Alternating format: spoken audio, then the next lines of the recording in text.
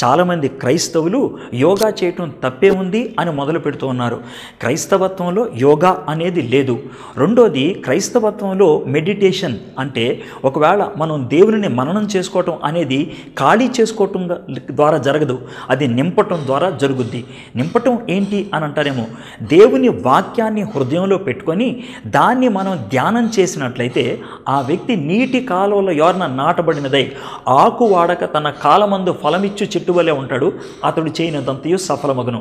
క్రైస్తవ తత్వంలో మెడిటేషన్ అనే దాంట్లో దేవుని వాక్యము అనేది ఉన్నది, దేవుని ఆత్మ అనేది ఉన్నది, దేవుని సన్నిధి అనేది ఉన్నది.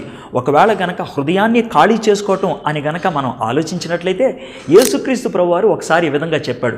ఒకవేళ ఒక వ్యక్తిలోంచి దెయ్యాలను గనక వెళ్ళగొట్టేసాం అనుకోండి, హృదయం ఖాళీగా ఉంటుంది కదా, ఆ దెయ్యం అంటదంట వీడి హృదయం ఖాళీగా ఉన్నదని మరి 7 దెయ్యాలు తీసుకొని లోనికి రావడం జరుగుద్దంట.